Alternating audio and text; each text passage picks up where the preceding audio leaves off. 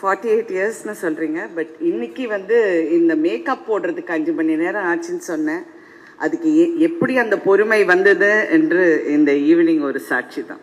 ரொம்ப பொறுமையாக நாங்கள் உட்காந்து இதெல்லாம் பார்க்குறோன்னா உண்மையிலே எல்லாருடைய நான் என்ன பார்க்குறேன்னா எல்லாருடைய அன்பு, நம்பிக்கை, கஷ்டம், உழைப்பு, ஆனால் ஜெயிக்கணும் அப்படிங்கிற ஒரு குறி. அதை மட்டும்தான் நான் பார்க்குறேன். ஏன்னா நான் சிவாவை வந்து ரொம்ப வருஷமாக நான் பார்க்குறேன். நான் வந்து அவரை ஆங்கர் பண்ண போகும்போது நான் அப்படி மேலோட்டமாக பார்த்துருக்கேன். அப்புறம் நடிக்க வந்தப்போ அப்புறம் ஒரு நாள் நான் ஏதோ ஒரு படம், எந்த படம் மறந்து போச்சு, சூரிய, உங்களுக்கு தான் ஞாபகம் இருக்கும். நானும் சூர்யா நடிச்சிட்டு இருக்கப்போ வந்து நான் சும்மா அப்படியே பார்த்து சொன்னேன், சூரி இந்த பையன் ஒரு பெரிய ஆளாக வருவான் பாருங்க அப்படின்னு. சூரிய கிட்ட நான் அதை சொன்னேன். அவருக்கு ஏக சந்தோஷம். மேடம் நீங்கள் சொல்லிட்டீங்க, நீங்கள் நான் சொன்னேன் இல்லை, என் மனசில் பட்டது நான் சொல்கிறேன். ஐ somehow had a feeling that he will become a very big somebody big, but not வெறும் நடிகராக மட்டும் இல்லாமல் ஒரு நல்ல மனிதனாக அவர் வளர்ந்திருக்கிறார். இது நான் வெறும் பெருமைக்காக என் படம் தயாரித்தார் இதெல்லாம் நான் சொல்கிற ஆள் எல்லாம் கிடையாது. நல்லா இல்லைன்னா நல்லா இல்லைன்னு சொல்லிட்டு போயிட்டே இருப்பேன். பட் நான் அவரை ரொம்ப உன்னிப்பாக கவனிச்சிட்ருக்கேன். அவர் ஃபேஸில் ஈஸியாக ஒரு ரியாக்ஷன் இருக்காது. அவர் எப்போ எஸ் மேடம் அப்படின்ட்டு இருப்பார். ஆனால் அதுக்குள்ளே 1000 ஓடிக்கிட்டு இருக்கு. கஷ்டப்பட்டவங்களுக்கு தான் தெரியும் அடுத்தவனோட வழி. நான் எப்பவுமே ஒரு மேடையிலேயே சொல்லுவேன். அப்போ ஸ்ரீபிரியா கூட சொன்னாங்க, பசியாப்பக்காரன் புளியாப்பக்காரன் சொல்ல இல்லை, புளிச்சாப்பக்காரனுக்கும் பசியாப்பக்காரனுக்கு உள்ள வித்தியாசம் தான் இந்த சினிமா. எவ்வளோ பேரோட கனவை நான் பார்த்துருக்கேன், எவ்வளோ பேரோட பயணத்தை நான் பார்த்துருக்கேன். இந்த நீங்கள் 48 வருஷம் என்னை காட்டுறீங்கல்ல, நான் என்னை பற்றியெல்லாம் நான் ஒரு நாளும் கவலைப்பட்டதில்லை.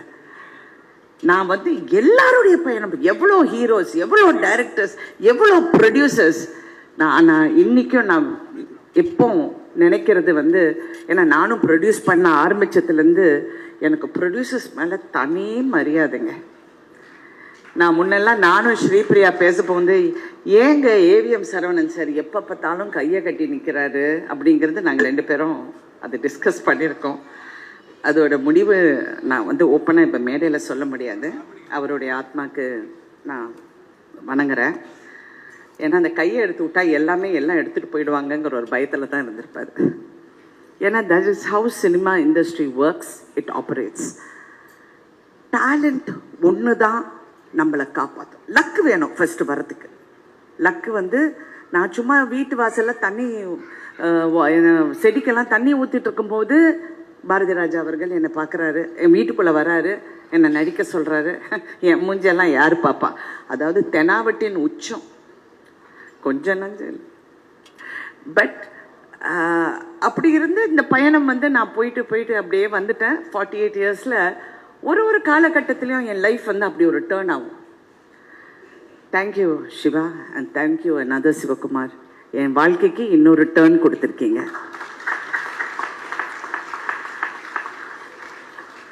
எனக்கு 2 எஸ்கேங்க. ஒன்று சிவகார்த்தியும் ஒரு எஸ்கே, என் வீட்டில் இன்னொரு எஸ்கே. நாங்கள் தான் அவரை எஸ்கேன்னு கூப்பிட்டேன், சரத்குமார். இந்த படம் பண்ண மாட்டேன்னு சொல்கிறப்ப அவர் ஏதோ யதார்த்தமாக இந்த கதையை கேட்டு அப்போ என்னை வந்து ரொம்ப கன்வின்ஸ் பண்ணி என்ன இது ரொம்ப நீ பண்ண மாட்டேன்னு யூ ஸ்டூபிட் அப்படி இதெல்லாம் சொல்லி அப்புறம் நம்ம யோசிக்க ஆரம்பிச்சு அப்புறம் நிறைய எல்லாருமே பேசிட்டாங்க. இந்த படத்தோட பயணத்தை பற்றி பேசிட்டாங்க. நானும் வாய் வலிக்க எல்லா டிவிலையும் பேசிட்டேன். So I just want to admire the spirit. இந்த படம் வந்து எனக்கு கதை தெரியும்.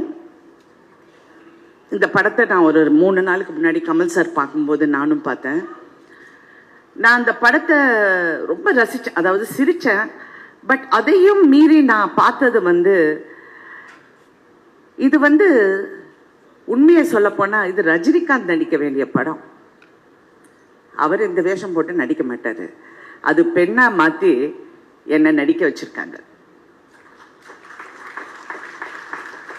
Actually that's how I look at it. ஏன்னா நான் ஒரு மாசு. நீங்கள் யாராவது சிந்திச்சு பார்ப்பீங்களா? இந்த கிழவி, தாய் கிழவி வந்து ஒரு ரஜினிகாந்த் ரேஞ்சில் வந்து கொண்டு போயிட்டாங்க படத்தை. ஐ லுக்ட் அட் இட் அண்ட் எனக்கு என்ன இதில் வியப்புனா இந்த சிவகுமார் தான்.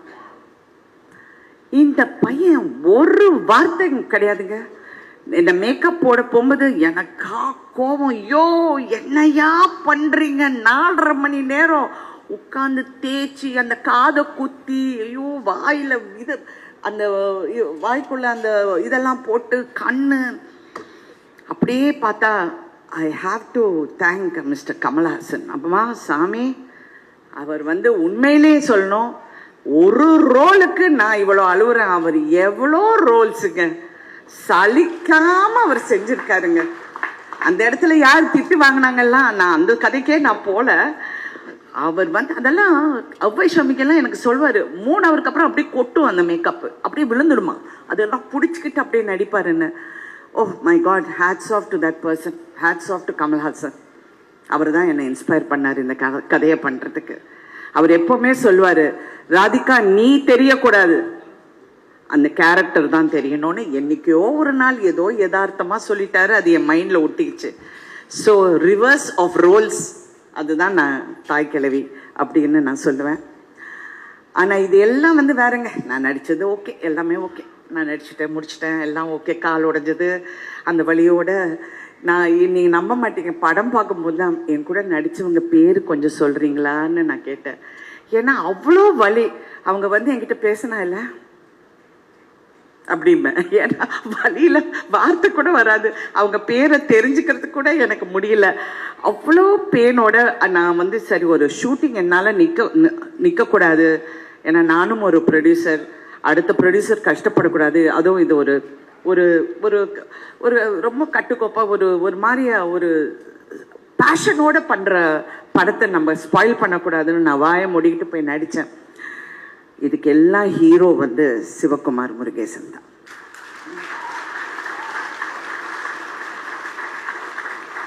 என்னுடைய கேரியர்ல நான் பார்க்காத டைரக்டர்ஸ் இல்லைங்க.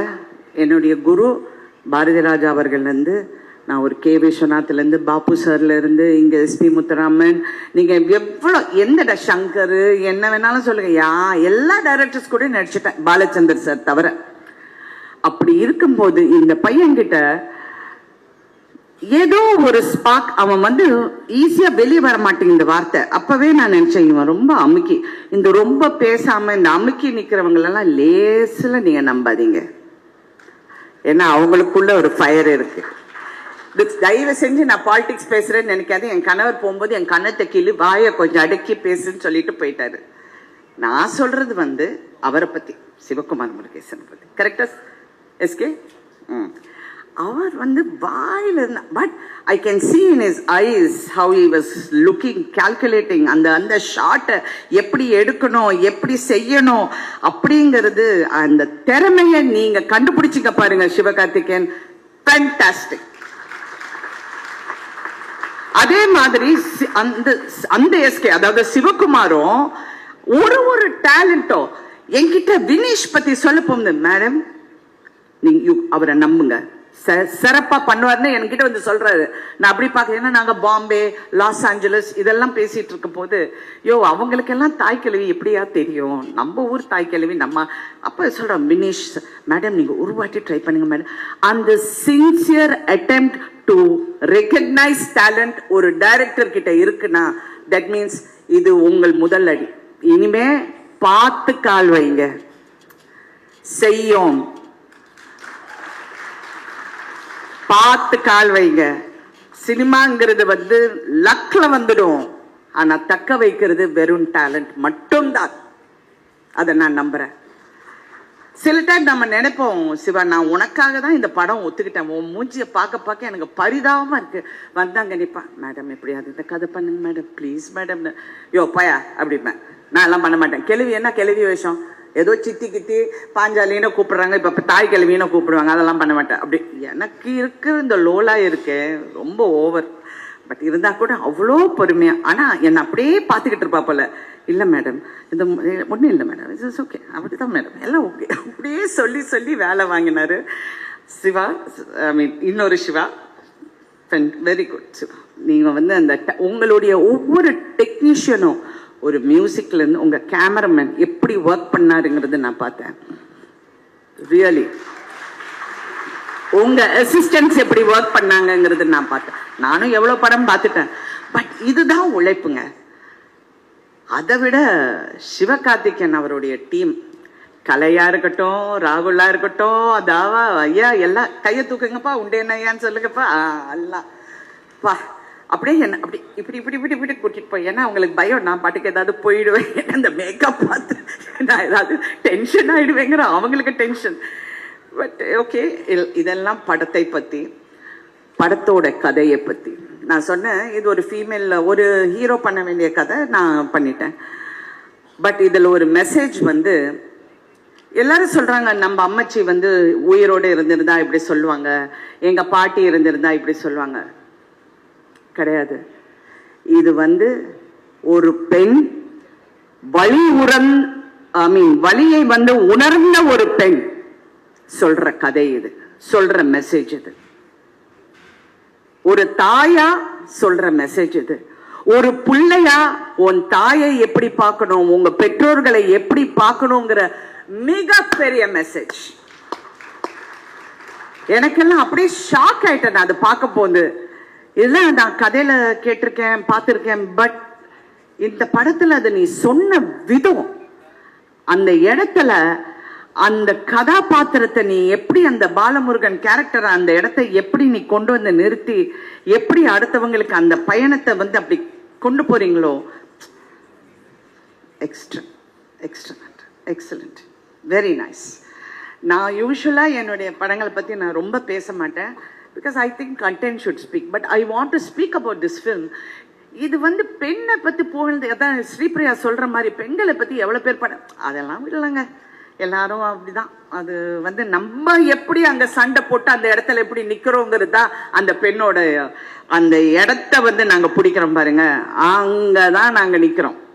கரெக்டாலு தள்ளுவாங்க, என்ன வேணாலும் சொல்லுவாங்க, என்ன சொல்லுவாங்க, மேக்சிமம் ஒரு பெண்ணை திட்டினோம்னா கேவலமா பேசுவாங்க. ஓகே, ஓ வெரி குட், நெக்ஸ்ட் ஏதாவது புதுசா சொல்லுங்க. அப்படிதான் இருக்கணுங்க எல்லா பெண்களுக்கும், என் பொண்ணு உள்பட நான் சொல்றேன், இப்படிதான் இருக்கணும்.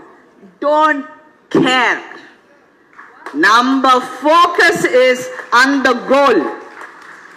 நான் நிப்பேன், நான் ஃபர்ஸ்ட் சினிமாக்கு வந்தப்போ நான் ஒரு இந்த நான் நிக்கிறேன், இப்படி நிக்கிறேன், பின்னாடி நிக்கிறேன், பாரதி ராஜா சார் பின்னாடி.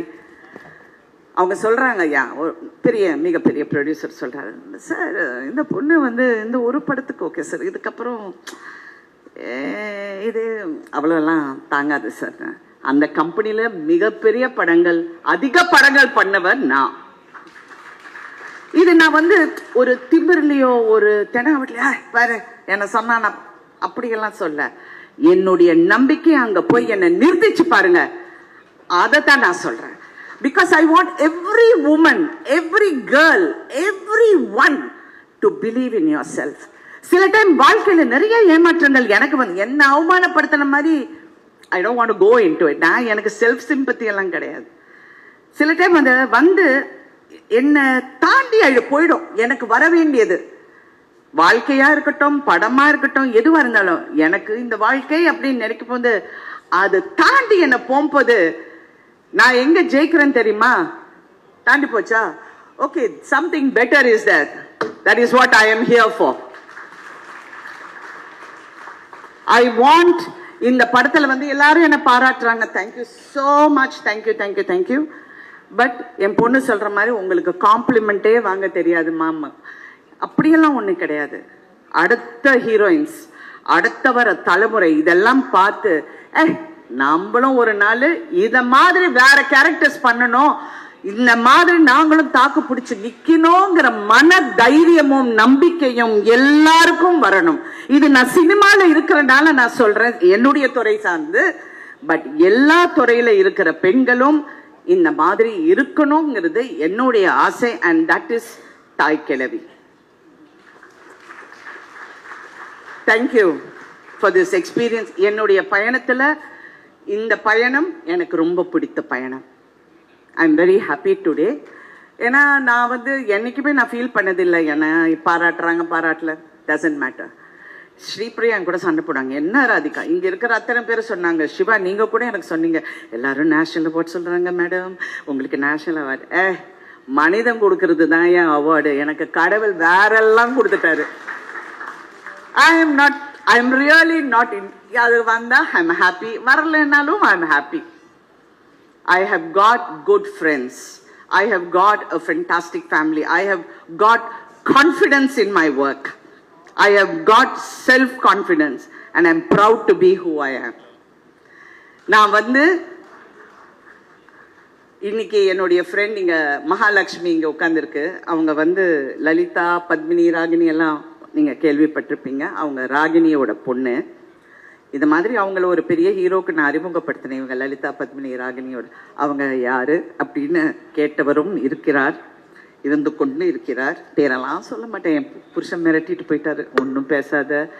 வேற யாரோ பணம் போட்டு படம் எடுக்கிறாங்க, அவங்க படத்தை நீ கெடுக்காத வாயை திறந்து இப்படியே என்ன சொல்லி சொல்லி நான் கொஞ்சம் காம் ஆயிட்டேன்.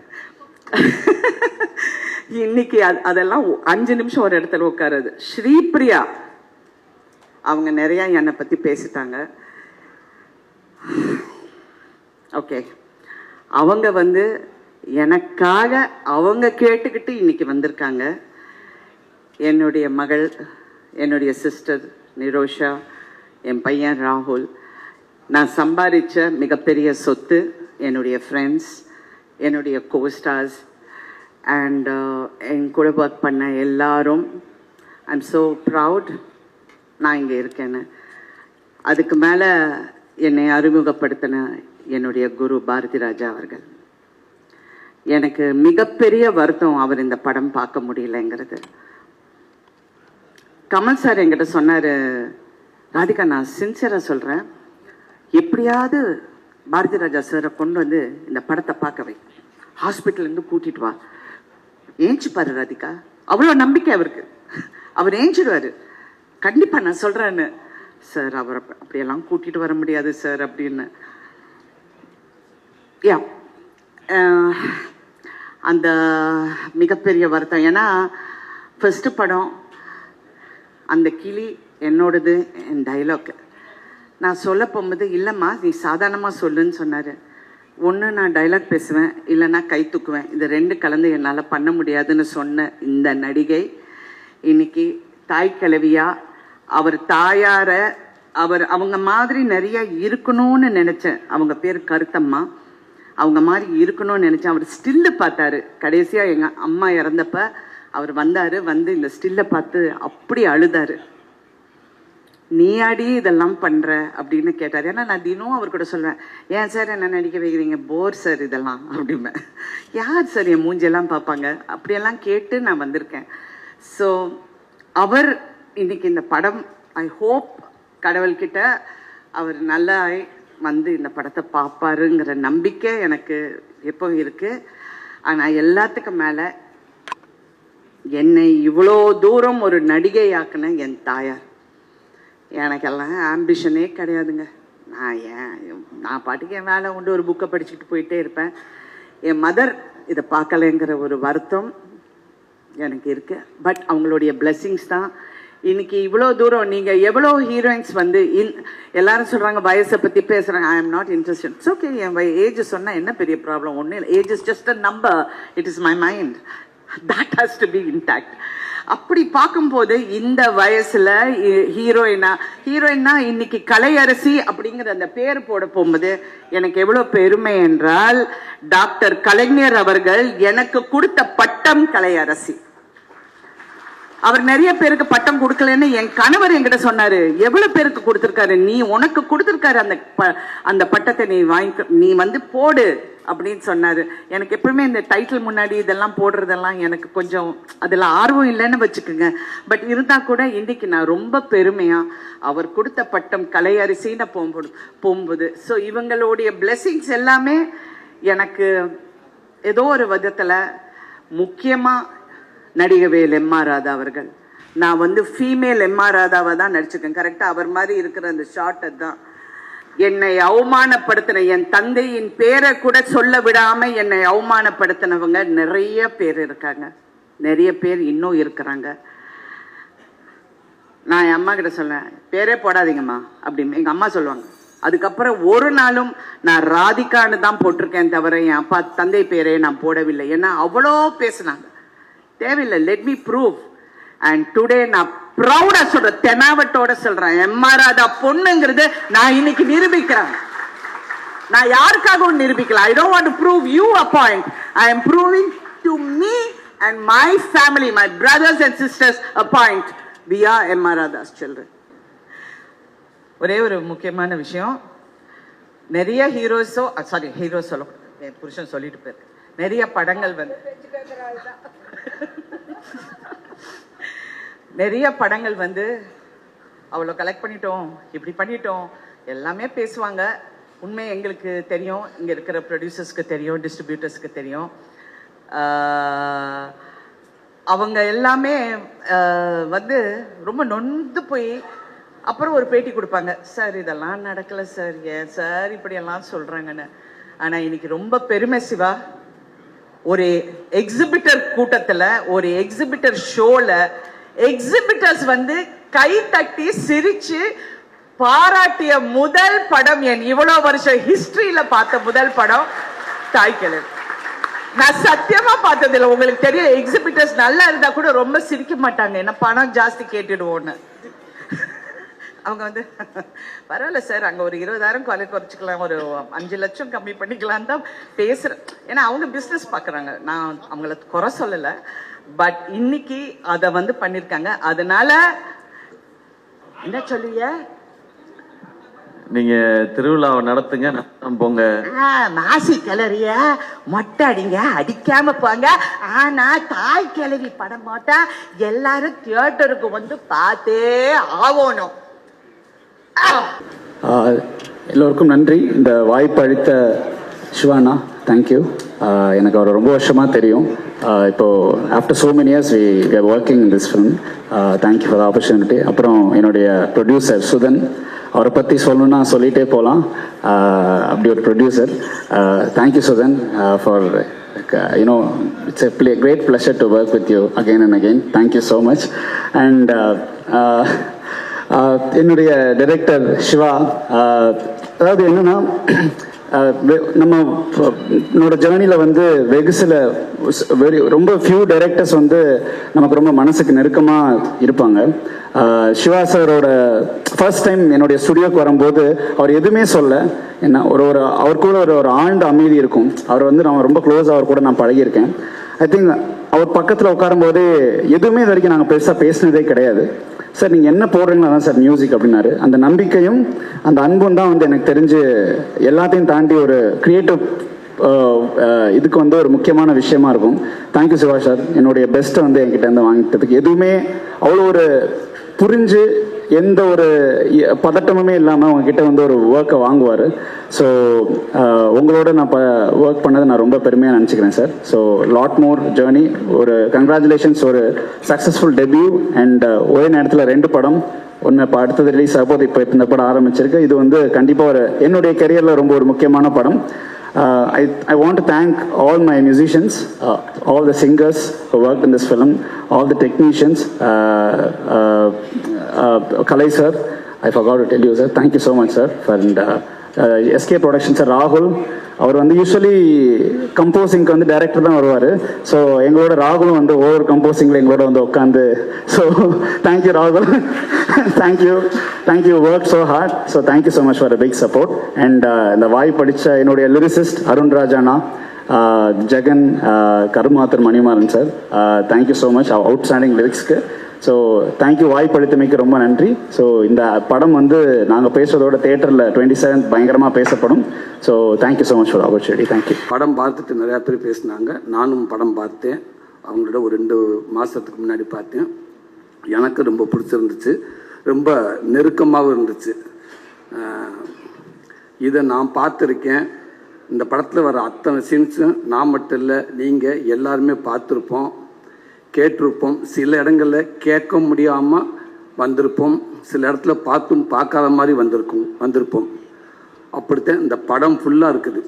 எங்கேயாவது ஒரு சில இடத்துல சொல்கிற விஷயத்த கொஞ்சோண்டு வேணால் கொஞ்சம் சினிமாத்தனம் கொஞ்சம் இருக்கும் இல்லையா, அங்கங்கே சின்னதாக இருக்கும் இல்லையா, மற்றபடி இது இங்கே நடக்கலை, இது இங்கே நான் பார்க்கல அப்படின்னு யாருமே இந்த படத்தை சொல்ல முடியாது. எல்லாருமே ரொம்ப ஈஸியாக கனெக்ட் ஆகுன்ற நம்பிக்கை எனக்கு நிறையாவே இருக்குது. ஏன்னா படம் ஃபுல்லாக அவளை சிரிக்க வச்சுருக்காங்க, படம் ஃபுல்லாக அவளை சிரிக்க வச்சுருக்காங்க, அவளை கலலப்பாக வச்சுருக்காங்க படத்தை. அங்கங்கே நல்ல ஓம குத்தா ரெண்டு குத்தா குத்துறாங்க. அதை நாம தான் புரிஞ்சுக்கிறணும். அப்படி தான் இருக்குது. ஒரு பெண்ணு தனக்கான உரிமையை எப்படி எடுத்துக்கிறனோ, ஒரு பெண்ணை யார் அவன் நினச்சா என்ன வேணாலும் பண்ணுவா அப்படின்னு பக்கமாக பஞ்சு டெய்லாக்லாம் பேசாமல் சூப்பராக நடித்து காட்டிட்டாங்க எல்லாருமே. ஒத்த உசுறு மொத்த குடும்பத்தை ஒரு ஆலமர வேறு மாதிரி எப்படி தாங்கி நிற்குது, அன்புன்னா என்ன, மரியாதைன்னா என்ன அப்படின்றத இதுக்கு மேலே சொல்லவே முடியாது. அவள் அழகாக சொல்லிட்டாங்க. எனக்கு இதை பார்க்குறப்ப எனக்கு எங்கள் அம்மா ஞாபகம் வந்துச்சு. இதுக்குள்ளே எங்கள் அம்மா அவளை இருக்குது.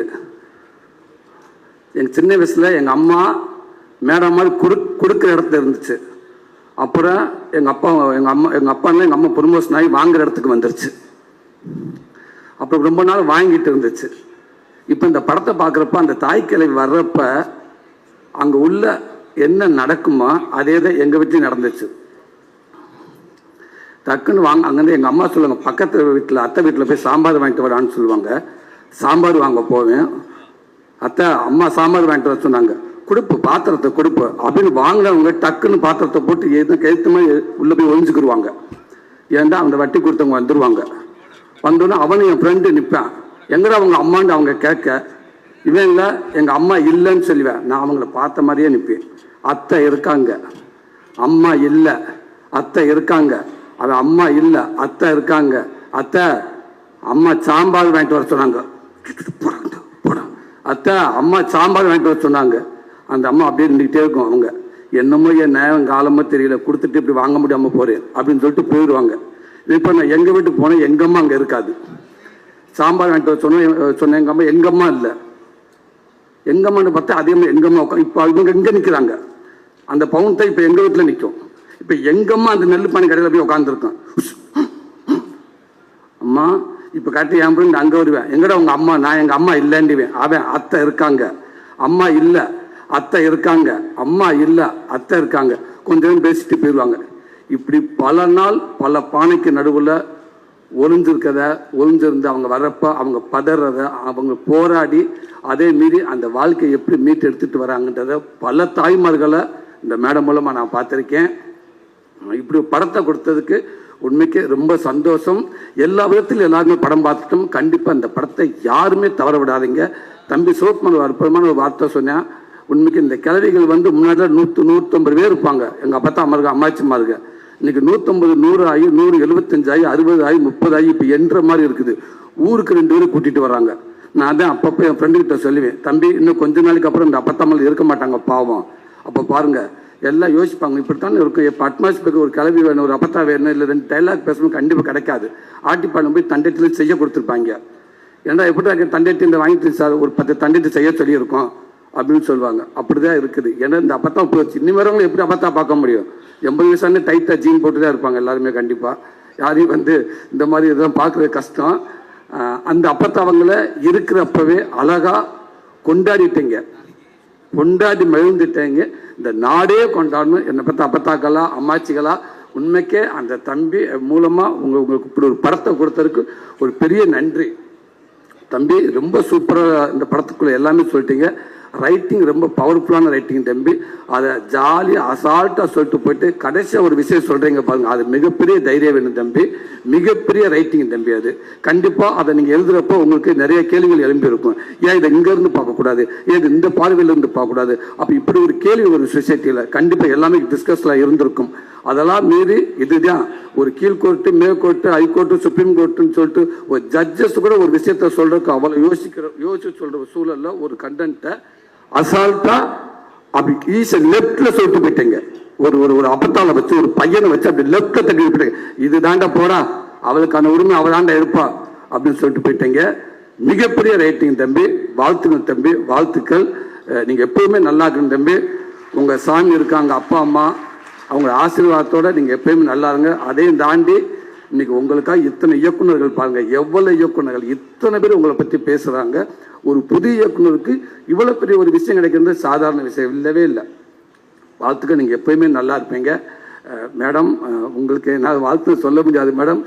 மிக பிரமாதம் மேடம், மிக பிரமாதம். சூப்பராக நடிச்சிருக்கீங்க அப்படின்னு சொல்கிறத விட இந்த 48 வருஷத்தோட அனுபவம் தான் மேடம். அது 48 வருஷம் அனுபவத்தை தான் மேடம் நீங்கள் கொடுத்துருக்கீங்கன்னு நான் நினைக்கிறேன். நான் சமீபத்தில் இந்த மாதிரி கொஞ்சம் வருஷத்துக்கு முன்னாடி இப்படி போஸ்டை பார்த்து பயந்தது வந்து அபய் சண்முகி. அந்த போஸ்டை பார்த்துட்டு யார் கமலஹாசன் சாரா? இல்லைடா, ஏதோ கிளவிடா, கமலஹாசன் தான் கேட்ட போட்டு இல்லை, இப்படி டிஸ்கஷன் நடந்திருக்கு கிராமங்கிற நாளாக இருந்தது. அதுக்கப்புறம் எனக்கு சமீபத்தில் இந்த போஸ்ட்டை பார்த்துட்டு ராதிகா மேடம் தானா? இல்லைங்க, ராதிகா மேடம் அப்படின்ற அளவுக்கு அப்படி ஒரு கெட்டப் யார் வேண்டாலும் மேக்கப் போட்டுடலாம் மேடம். ஆனால் அந்த மேக்கப்புக்கு உண்மையாக நடிக்கிறது ரொம்ப கடினம் மேடம். அதை ரொம்ப முழுமையாக சூப்பராக பண்ணியிருந்தீங்க மேடம். கலைப்படத்தில் சொல்லிக்கிட்டே இருப்பார் வந்து அடிக்கடி மாமன் ஷூட்டிங்கில் வந்து இல்லை இப்படி ஒன்று போயிட்டு இருக்குது, சூப்பராக இருக்காது படம், ரொம்ப நல்லா வந்தது. ராதிகா அசத்துறாங்கன்னு சொல்லிட்டு இருப்பார், பாலாவும் சொல்லிக்கிட்டே இருப்பாப்புல. ரொம்ப சந்தோஷம் நீங்கள் இப்படி கேரக்டர் எடுத்து நடிச்சதுக்கு. ரொம்ப வாழ்த்துக்கள் மேடம், ரொம்ப ரொம்ப நன்றி மேடம். பார்த்தேன், இந்த படத்தோட முன்னோட்டம் மட்டும்தான் நான் பார்த்தேன். பார்த்துட்டு எனக்கு நான் ஃபோன் பண்ணி கேட்டேன், சிவகார்த்திகேயன் கூப்பிடல, ஒருத்தரும் கூப்பிடல. ராதிகா இது ஆடியோ லான்ச்சுக்கு நான் வர்றேன், என்னை கூப்பிடுங்கன்னு நான் தான் கேட்டேன் இல்லையா. சிவகார்த்திகேயன் எனக்கு நல்லா தெரியும், ஆனால் அவர் என்னை கூப்பிடல. பட் வந்து ராதிகா நான் கேட்டு நான் வந்தேன். ஏன்னா என் ராதிகாவை புகழ்ந்து எல்லாரும் பேசுறத நான் கேட்கணும், அதுக்கு தான் நான் இங்கே வந்தேன். It's a very touching moment. ஒரு சின்ன நான் வர ராதிகான்னு சொன்னோன்னே எங்கள் வீட்டில் கேட்டாங்க, நீ படம் பார்த்தியா? ஏன்னா நான் ராதிகாலாம் வெளியில் வரோன்னா வீட்டில் கொஞ்சம் மிரட்டி அனுப்புவாங்க. நீ படம் பார்த்தியா? இல்லை நான் பார்க்கல. என்ன பேசுவேன்? நான் என்ன வேணால் பேசுவேன். ராதிகாவை பற்றி நான் என்ன வேணால் பேசுவேன். நான் படத்தை பார்த்து தான் பேசணும்னு கிடையாது, நான் பார்த்துட்டேன். ட்ரெய்லரை அவங்க எனக்கு அனுப்புனாங்க, நான் அத்தனை வாட்டி பார்த்தேன். ஒன்று ரசித்து பார்த்தேன். அவங்க அப்பாவை இதில் பார்த்தேன் நான். இப்போ இங்கே ஒரு ஃபோட்டோவில் ஏதோ அப்படி ஒரு லோ ஆங்கிளில் ஒன்று அப்படியே, ஏன்னா அவங்க அப்பா கூட நடித்த அந்த தலைமுறையை சேர்ந்தவங்கள நானும் ஒருத்திங்கிற பெருமை எனக்கு உண்டு. அவங்க அப்பாவை நான் அங்கே பார்த்தேன். அவ்வளோ பெரிய நடிகர், அவருடைய லெகசி அவங்க அழகாக கொண்டு வந்திருக்காங்க. ஒரு சின்ன பேக் ஸ்டோரி எனக்கு தெரியும், டைம் ஆச்சுன்னு. நான் சின்னதாக ஒன்று, ராதிகாவுக்கும் எனக்கு என்ன இவ்வளோ கனெக்ஷன் அப்படின்னா, ஒரே காம்பவுண்ட்குள்ளே 2 வீடு, நாங்கள் 2 ஃபேமிலிஸும் அங்கே ஒன்றா சின்ன வயசில் இருந்திருக்கோம். நான் கொஞ்சம் பெரிய பாப்பா, அவங்க ரொம்ப சின்ன பாப்பா. நான் எனக்கு ஃப்ரீயாக கிடச்ச ஒரு பொம்மையாக நினச்சி அவங்கள நான் இடுப்பில் தூக்கி வச்சுட்டே நிற்பேன். திடீர்னு ஊரை காலி பண்ணி அவங்க வேற ஊருக்கு போயிட்டாங்க. இந்த பொம்மையை எங்கிட்டேருந்து எடுத்துகிட்டு போயிட்ட ஒரு ஃபீல் எனக்கு ரொம்ப வருஷம் இருந்தது. ஏன்னா அப்போல்லாம் பொம்மை எல்லாம் வாங்கி கொடுக்குற அளவுக்குலாம் நாங்கள் வசதியானவங்க கிடையாது. இது ஃப்ரீயாக எனக்கு ஒரு கிடைச்ச பொம்மை, நான் தூக்கி வச்சுட்டு எப்போவுமே நிற்பேன். அப்படி கட் பண்ணாக்கா காலத்தின் கொடுமையை நான் நடிகை ஆயிட்டேன். மேட்டுப்பாளையத்தில் ஆடு கூட நடிக்கிறேன், ஆட்டுக்கார அலமேலும். அப்போ கொரியோகிராஃபர் நம்ம டான்ஸ் மாஸ்டர் புலியூர் சரோஜா சித்தி சொன்னாங்க, ராதாண்ணன் பொண்ணு நடிக்கிறாங்க, அந்த ஷூட்டிங்க்கு தான் நாங்கள் வந்திருக்கோம். எங்கள் அம்மா கேட்டாங்க, கீதா அவங்க பொண்ணா? ஆமாம். நம்ம போகலாம் ராதிகா போய் பார்த்தா ரயில் ட்ராக்ல தலையை வச்சுட்டு சிரிச்சிட்டு இருக்காங்க. ஸோ பார்த்தோன்னே என் பொம்மை திரும்பி கிடச்சிடுச்சுங்கிற ஒரு பெரிய சந்தோஷம் எனக்கு. இப்படி நான் பார்த்தேன் ராதிகாவை, இன்னைக்கு நான் இப்படி பார்க்குறேன் அவங்கள. என்னை விட பெருமைப்படக்கூடியவங்க இருக்கிறதுக்கு வாய்ப்பே கிடையாது. அவங்க அம்மா இருந்தால் எவ்வளோ சந்தோஷப்பட்டிருப்பாங்களோ, நான் நிஜமாக ரொம்ப சந்தோஷம். எனக்கு இந்த படத்தை பார்த்துட்டு எனக்கு அது எப்படி சொல்கிறதுன்னு எனக்கு உண்மையில எனக்கு புரியாது. ஏன்னா கமல் சார் எனக்கு ஒரு நாள் காலையில் ஃபோன் பண்ணார். ஃபோன் பண்ணிட்டு, அம்மா ராதிகாவுக்கு என்ன உடம்புக்கு அப்படின்னு கேட்டார். அப்போ அவங்க டெங்கு ஃபீவர் அவங்களுக்கு.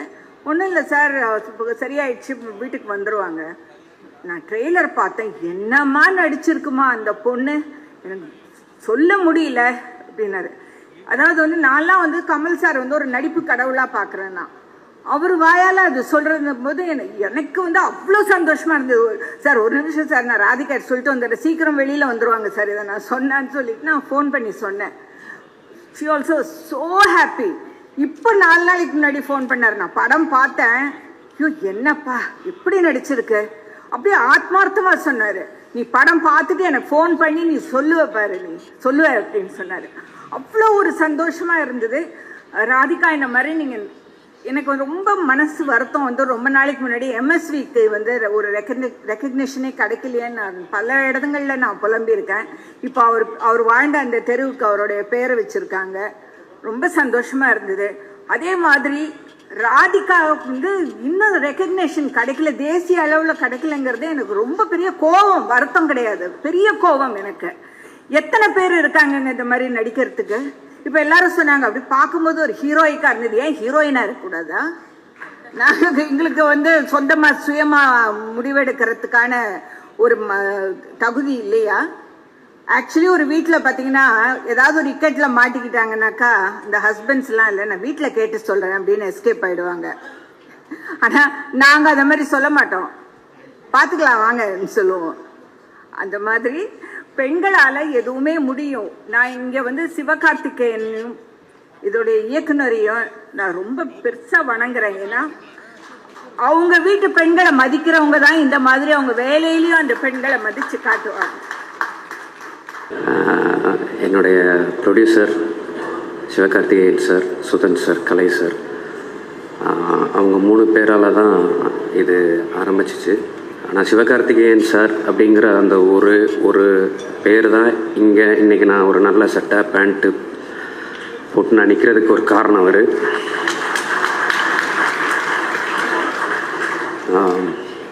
என்னுடைய டெக்னீஷியன்ஸ், என்னுடைய டிஓபி விவேக் வந்து 4 வருஷமாக ஒரு அசிஸ்டன்ட் டைரக்டராக தான் என் கூட அவன் ட்ராவல் பண்ணான் இந்த கதையில். நானும் அவனும் கடைசி விவசாயியில் சார்கிட்ட அசிஸ்டன்ஸாக ஒர்க் பண்ணோம். அப்போ இருந்தே ஏதோ ஒரு குருட்டு தைரியத்தில் ஒரு நாள் நல்ல படம் பண்ணிடுவோம் நம்பிக்கிட்டே வந்துகிட்டே இருந்தோம். பல நேரங்களில் எதுவுமே இல்லைனாலும் நான் ஏதோ ஒன்று பண்ணிடுவேன்னு அவனுக்கு கிடைச்ச எல்லா வாய்ப்பையும் விட்டுட்டு என் கூடயே இருந்தான். அதே மாதிரி என்னுடைய எடிட்டர், என்னுடைய ஆர்ட் டைரக்டர், என்னுடைய மியூசிக் டைரக்டர் எல்லாருமே நான் ஏதோ ஒன்று பண்ணுவேன்னு நம்பி என் கூடவே இந்த 1 வருஷம் ட்ராவல் பண்ணாங்க. இந்த கதையில் ராதிகா மேம் நடிக்கணும் அப்படின்னும்போது எனக்கு அவங்கக்கிட்ட போய் பேசுகிறதுக்கு ஒரு சின்ன ஒரு தயக்கம் இருந்துச்சு. ஏன்னா நாங்கள் 3 பேருமே டெபியூட்ஸ். நான், கேமராமேன், என்னுடைய மேக்கப் ஆர்டிஸ்ட் வினீஷ், 3 பேருமே டெபியூட்ஸ். இப்படி ஒரு கதை, இந்த கதையில் இப்படி ஒரு ப்ராஸ்தட்டிக் மேக்கப், அதுக்கு ஒரு செலவு, அதெல்லாம் என்னுடைய ப்ரொடியூசர் எனக்கு கொடுத்தாரு. ஆனால் இதை மேம் கிட்ட எப்படி கன்வின்ஸ் பண்ணுறதுன்ற ஒரு தயக்கம் இருந்துச்சு. ஆனால் மேம் ஏதோ ஒரு முதல்ல கொஞ்சம் தயங்கினாங்க. ஆனால் அதுக்கப்புறம் எங்களுக்காக எங்களை நம்பி இந்த கதைக்குள்ளே வந்தாங்க. வந்து நாங்கள் பண்ண எல்லா டார்ச்சர்களையும் தாங்கிக்கிட்டு எங்களுக்காக இதை நல்லபடியாக பண்ணி கொடுத்தாங்க. அவங்க காலில் அவ்வளோ வலியோடு அவங்க ஒவ்வொரு நாளும் ஷூட்டிங் ஸ்பாட்டில் அந்த வலியை பொறுத்துக்கிட்டு எங்களுக்கு நடித்தப்பெல்லாம் ரொம்ப கஷ்டமாக தான் இருந்துச்சு. ஆனாலும் எங்களுக்கு வேறு வழி தெரில மேம், அதனால நாங்கள் அப்படி பண்ணோம். எனக்கு இங்கே இருக்க என்னோடய எல்லா ஆர்டிஸ்ட்டுகளுக்கும் நன்றி சொல்லணும். ஏன்னா என்னுடைய ஷூட்டிங் ஸ்பாட்டில் ஒரு பெரிய டைரக்டர், 2 பெரிய கேமராமேன் இருந்தாங்க. நானும் அவனும் ரொம்ப புதுசு. ஆனாலும் நாங்கள் என்ன பண்ணாலும் எங்களை அப்ரிஷியேட் பண்ணி எங்களை இம்ப்ரவைஸ் பண்ணி எங்களுக்கு அவ்வளோ சப்போர்ட் பண்ணாங்க. சிங்கமொழி அண்ணன், தாஸ் அண்ணன், பாலா அண்ணன், முத்துக்குமார் அண்ணன், முனிஷ் அண்ணன், இளவரச அண்ணன், ரேச்சல் மேடம்க்கு நான் தான் கடைசி விவசாயியில் ஃபஸ்ட்டு கிளாப் அடித்தேன். பின்னால் அவங்க என் படத்தில் எனக்கு நடிச்சு கொடுத்தாங்க. எனக்கு நடந்த எல்லா விஷயங்களையும் எனக்கு எப்படின்னு எக்ஸ்பிளைன் பண்ண தெரில. நான் இப்படி சொல்லிட்டு முடிச்சுக்கணும்னு நினைக்கிறேன். பசியும் பட்டினியும் கேட்க ஒரே வார்த்தை மாதிரி இருந்தாலும் 2க்கு நடுவில் ஒரு பெரிய உணர்வு வேறுபாடு இருக்குது. பசியை எல்லோரும் உணர்ந்திருப்போம், பட் பட்டினியை எல்லாராலையும் உணர்ந்திருக்க முடியாது. அது ரொம்ப ஒரு சபிக்கப்பட்ட உணர்வு. ஒரு கதையை எழுதி முடித்ததுக்கப்புறம் அதை ஒரு ஹீரோவுக்கோ ஹீரோயினுக்கோ சொல்ல முடியாது. அதை யாரோ ஒரு ப்ரொடியூசர் அந்த கதைக்காக ப்ரொடியூஸ் பண்ணால் தான் உண்டுன்றது மாதிரியான கதைகளை எழுதின ஏடிஎஸ் வந்து அலைஞ்சிக்கிட்டு இருக்க அந்த உணர்வுக்கு பேர் பசின்னா. அப்படிப்பட்ட ஒரு படம் ஷூட்டுக்கு 20 நாள் முன்னாடி ஒரு தடவை ட்ராப் ஆகியும் 2 நாள் ஷூட் போய் ட்ராப் ஆகியும் அதுக்கப்புறம் அந்த ஸ்கிரிப்ட் மேலே ஒரு பெரிய என்ஓசி தொகையும் கடனாக இருக்கும்போது அதை தூக்கிக்கிட்டு சுற்றுற ஒரு ஏடியோட மனநிலைமை வந்து கொலைப்பட்டு நிற்க சமம். அப்படிப்பட்ட ஒரு உணர்வில் நான் சுற்றிக்கிட்டு இருந்தப்போ என்னை கைப்பிடிச்சி எஸ்கே சார் கிட்ட கூப்பிட்டு போனது கார்த்திக் வேணுகோபால். இன்னைக்கு இங்கே நடந்த எல்லாத்தையுமே அது நடந்துச்சு நான் கேள்விப்பட்டேன்ற மாதிரியே சொல்கிறாரு. அதை நடத்தினது எல்லாமே அவர் தான் என்னை சார்கிட்ட இன்ட்ரோ பண்ணார். அவர் தான் இதில் நடந்த எல்லா விஷயங்களையும் எனக்கு பாதி விஷயத்தை கொண்டே வராமல் அவர் தான் இது எல்லாத்தையுமே சரி பண்ணார். அப்படிப்பட்ட கொலைப்பட்டியில் இருக்கிற ஒருத்தனுக்கு ஒரு கைப்பிடி கஞ்சி கொடுத்தாலே அவன் உயிர் பொழைச்சிக்கிறோம். ஆனால் எஸ்கே சார் என்னை உட்கார வச்சு தாய்க்கிழவின்னு ஒரு ராஜ விருந்து போட்டார்.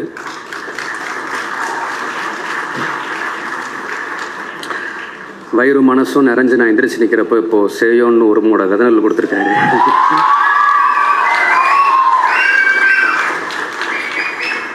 கண்டிப்பாக பெரிய விளைச்சல் காட்டுவேன் சார். நன்றி, தேங்க்யூ சார். சார் ஒரே ஒரு நிமிஷம் சார், இந்த போடியம் வந்துருங்க சார். அப்படி விட்டுற முடியாது சார், கேட்கணும்ல. அதாவது முதல் படம் யூஸ்வலாக என்ன நினைப்பாங்க, ஒரு பயங்கரமாக ஒரு யூத் எல்லாம் ஒரு அப்பீல் பண்ணுற மாதிரி ஒரு விஷயம் பண்ணி எல்லாம் பண்ணலான்னு நினைப்பாங்க. பயங்கர ஃபீமேல் ஓரியன்டாக ஒரு மூவி, அதுவும் வந்து தாய் கிழவி அப்படின்னு சொல்லிட்டு ஒரு பயங்கர பவர்ஃபுல்லான ஒருத்தங்களை வந்து அந்த இடத்துல போட்டிருக்கீங்க. எப்படி இது தோணுச்சு? How to this happen? அந்த ஃபர்ஸ்ட் ஒரு ஸ்பார்க் இருந்திருக்கும்ல இதை பண்ணணும் அப்படின்னு.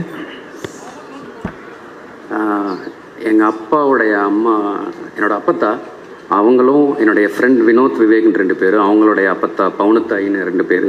அவங்க 2 பேர் லைஃப்பில் நான் அவங்களுடைய கேரக்டரில் பார்த்த விஷயங்கள், எங்கள் 2 ஃபேமிலிக்கும் அந்த 2 லேடிஸ் எவ்வளோ பெரிய ஒரு ஆணிவராக இருந்தாங்கன்றத அந்த எங்கள் அம்மா அப்பாவுக்கு எங்கள்கிட்ட சொன்ன கதைகள், அதெல்லாம் தான் அதுக்கு ஒரு காரணமாக இருந்துச்சுன்னு. 2வது தண்டட்டி கிழவிகள் அப்படிங்கிறவங்க வந்து, அதான் நான் அந்த ஃபீச்சரேட்டில் சொன்ன மாதிரி இன்னும் ஒரு 100 பேர் கூட மிச்சம் உயிரோட இல்லை, அவங்களோட அந்த உயிரினமே அழிகிறாங்க. ஸோ எனக்கு அவங்கள இங்கே இருக்கிற பல குடும்பங்களுக்கு அவங்க தான் தாய் கிழவின்னா அதான், அது ஒரு ஆதி பெண் தெய்வம்ன்ற வார்த்தைக்கு பேர் தான் தாய் கிழவி. அப்படி இங்கே இத்தனை குடும்பங்களை உருவாக்குன அந்த கிழவிகள் வந்து முழுசாக அழிகிறதுக்குள்ளே அவங்க இருக்கிறப்பவே அவங்கள பெருமைப்படுத்திடணும்னு நினச்சோம். அதனால தான் இந்த கதை பண்ணோம். அதுக்கு ஒரு இதை இப்படி சொல்லாமல் தெரில, ஒரு ப்ரொடியூசர் கேட்டார், மனோரமா அம்மா இல்லையே இப்போ இந்த கதையை பண்ணுறதுனா யாரை வச்சு பண்ணலாம், இது சாத்தியமே இல்லாத ஒரு கதை, இதை எதுக்கு தூக்கிட்டு சுற்றுறீங்கன்னு கேட்டார். ராதிகா அம்மா தான் எனக்கு அப்போது இருந்த ஒரே நம்பிக்கை, அவங்க பண்ணுவாங்கன்னு. ஏன்னா எனக்கு அவங்களுடைய பெர்ஃபார்மன்ஸ் அதெல்லாம் எனக்கு எந்த பிரச்சனையும் கிடையாது. அவங்கள அந்த லுக்குக்கு கொண்டு வரணும்னா அதுக்கு ஒரு ப்ராஸ்தட்டிக் மேக்கப்ன்ற ஒரு பெரிய பொருட்செலவும், அதுக்கு ஒரு சரியான டெக்னீஷியனும், அதை புரிஞ்சுக்கிட்டு அதுக்கு செலவு பண்ணுற ஒரு ப்ரொடியூசரும் கிடைக்கணும். அது 3ம் எனக்கு சிவகார்த்திகேயன் சாரால் கிடச்சிச்சு. இது எல்லாத்தையுமே சாத்தியப்படுத்தினது எஸ்கே ப்ரொடக்ஷன்ஸ் அப்படிங்கிற அந்த ஒரு பேனர் தான். And so thank you.